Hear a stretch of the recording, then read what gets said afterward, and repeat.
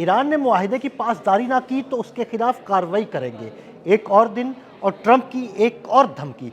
Trump चाहते क्या है, इस बारे में आमिर रजा से बात करते हैं। आमिर भाई, क्या मसला क्या उसे? रोज़ कोई ना कोई धमकी देता है। इवन जब मुज़ाकरात हो रहे थे उसने धमकियां दी, मुज़ाकरात में ताअत्तुल आया, वो फिर जो है वो कार्रवाई की बातें कर रहा है। वो क्या मसला क्या उसको? देखिए, उसका मसला जो है वो आपको समझना पड़ेगा इसराइल से, यानी नेतन्याहू से उसका मसला है, अटैच्ड है। और हमको उनसे है वफा की उम्मीदें। जो नहीं जानते वफा क्या है, अमेरिका नहीं जानता कि वफा क्या है। ये मैं आपको बता दूं, अमेरिका जिसका दोस्त हुआ उसका फिर दुश्मन आसमान क्यों हो, ये बिल्कुल 100%। आपने शेरों में बड़े अच्छे तरीके से बयान की ये बातें, मैं आपको अब इसकी तशरीह भी कर दें। मैं आपको तशरीह इसलिए करके दे रहा हूँ कि अमेरिका ने, जब से अमेरिका दूसरी जंग अज़ीम के बाद आया है, जिस मुल्क के साथ अटैच हुआ, जिसने इसकी दोस्ती के दावे किए, इसने उसी का खून चूसा है। देखिए, मैं आपको मिसाल दे देता हूँ। एक सबसे बड़ी मिसाल, हमारे रिसेंटली जो लोग हमारे एज के हैं उनको पता है, इराक सबसे बड़ा दोस्त था अमेरिका का। बिल्कुल, सारा असला अमेरिकी था, सारी ईरान के साथ सारी उसने जंग की, टेक्नोलॉजी एक लंबा अरसा जंग और की। अमेरिका के कहने पे अमेरिका की। के कहने पे की। उसका अंजाम क्या हुआ बिल्कुल, इराक का? सद्दाम हुसैन का देखिए, अंजाम जब सबको आपके पता है। सामने चीज़ें गुजर रही होती हैं तो आपको पता होता है। ईरानी जो हैं, मैं ये कल किसी के साथ डिस्कस कर रहा था और मैंने कहा था कि क्या कौम है कि वो टेबल के ऊपर बहुत ज़्यादा हार्ड हैं, इतने सख्त हैं कि उनको पता है कि अमेरिका धोखेबाज है, कि जिस मुल्क के साथ मिलता है उसी मुल्क को ले दे जाता है। वो आप उसको उसकी हिस्ट्री उठा के देख लें। इसीलिए अब लोग इससे दोस्ती में कतराते हैं। ये जो हमारे यहाँ पे सोशलिज़म और कम्युनिज़म की तहरीक चली, वो बड़े अरसे से ये बात कहती थी कि अमेरिका कैपिटलिज़म है, ये कैपिटलिस्ट हैं, ये दुनिया का पैसा निचोड़ कर अपने यहाँ जमा करना चाहते हैं। इनके पीछे पीछे पूरी की पूरी यहूदी लॉबी है। ठीक है, मैं आपको सच्ची बात, सऊदी अरब, कतर, बहरीन, मुत्तहिदा अरब अमारात, इन सब का असल सरमाया जो सियाल सोना है, कहाँ जाता है? बिल्कुल, अब ये कब्जे में है एक तरह और का। हाँ जी, और जो कब्जे, इराक का तो बल्कि उसने तेल पूरा चूस लिया है। अब जो उसके कब्जे में नहीं था उस पर कब्जा करने के लिए है। ये अलग बात है कि उनकी कैलकुलेशंस 1 2 3 जो गलत हो गई, क्योंकि वो कैलकुलेट करके आए थे कि शायद ईरान जो है उस तरह से हमें जवाब नहीं देगा। ईरान पूरी तैयारी में था, और एक ऐसी तैयारी में था जिसमें पीछे 2 बड़ी कुव्वतें काम कर रही थी। इसके ऊपर अब ये जब मुज़ाकरात होने लगे थे, उस वक्त भी 2 मरतबा रखना आना शुरू हुआ।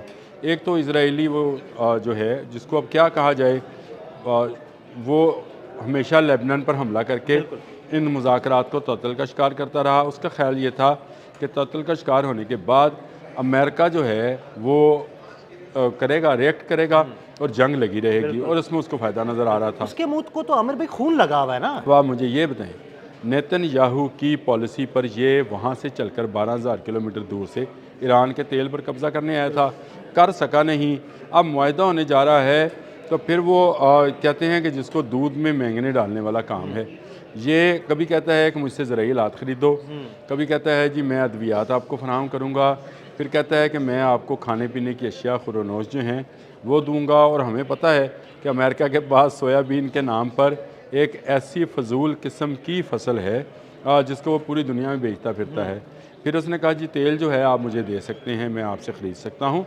ईरान इस पर किसी बात पर नहीं आया अभी तक। जो ईरान का यकीन ही नहीं है ना। अब ये आ गया है धमकी देने पर कि अगर आपने हमारे साथ वफा ना की तो हम आपके साथ ये करेंगे। देखिए, ईरान हमलावर नहीं था। मैं सारी दुनिया को समझाता हूँ, ये जंग अमेरिका ने ईरान पर मुसल्लत की थी।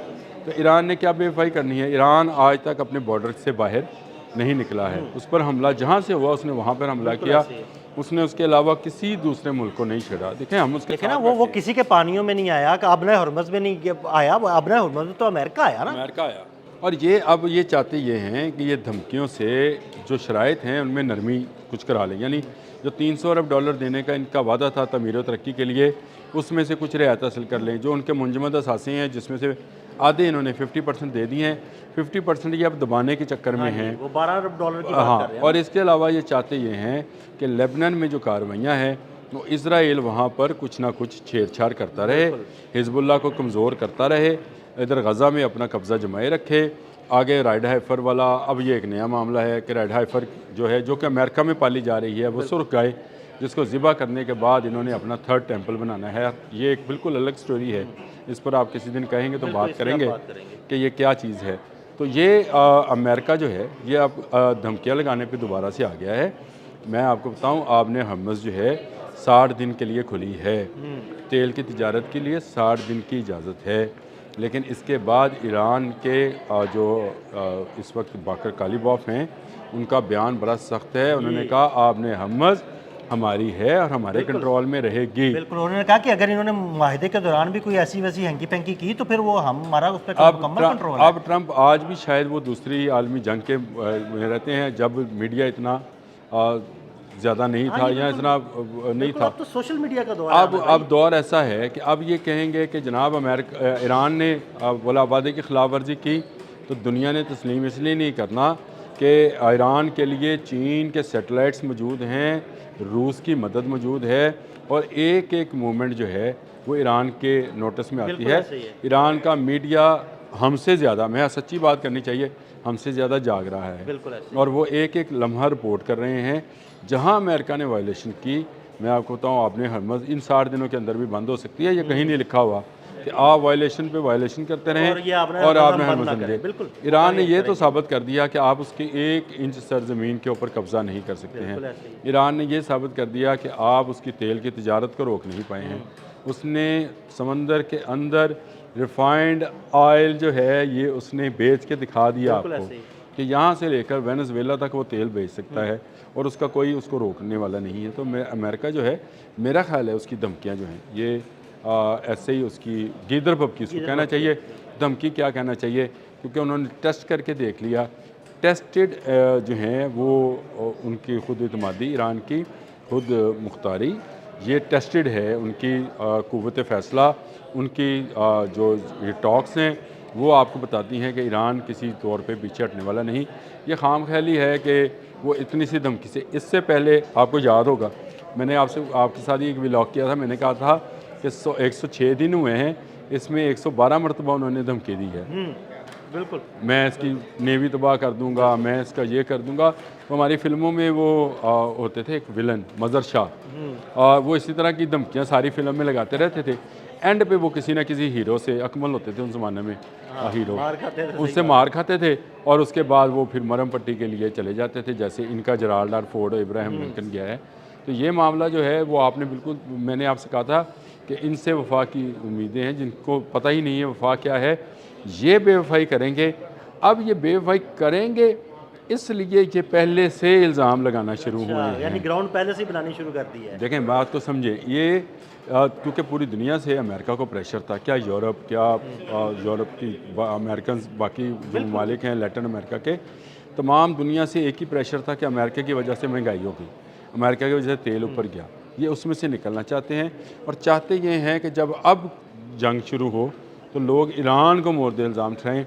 उसका माहौल अभी से बनाना शुरू किया है, अभी से वो बिल्ड करना शुरू किया है कि इन्होंने बेवफाई की तो हो जाएगा, इन्होंने बेवफाई की तो हो जाएगा, ताकि कल को हम कहें कि हमने आपसे पहले दिन कहा था। अभी उसकी स्याही खुश्क नहीं हुई है, वो जो दस्तखत हुए ना उसकी स्याही खुश्क नहीं हुई है, और ये धमकियाँ लगाने, यानी धमकियों के बाद ये कोई ना कोई हरकत जरूर करेंगे, जिसके बाद ईरान भी जो है ना रिटेलिएट। मैं आपसे यही कहता हूँ, ईरान तो चुप रहेगा नहीं। ईरान पहले से ज़्यादा तैयारी के साथ है, ईरान पहले से ज़्यादा रिएक्ट करेगा और ईरान पहले से ज़्यादा मारेगा, याद रखिए। बिल्कुल, बहुत शुक्रिया आमिर भाई। आमिर भाई ने बड़ी तफसील के साथ ट्रंप की इस धमकी का कच्चा छटा खोल के रख दिया। अदील अहमद और आमिर रज़ा को फॉलो करते रहें। अब तक के लिए इजाज़त दीजिएगा। अल्लाह हाफ़िज़।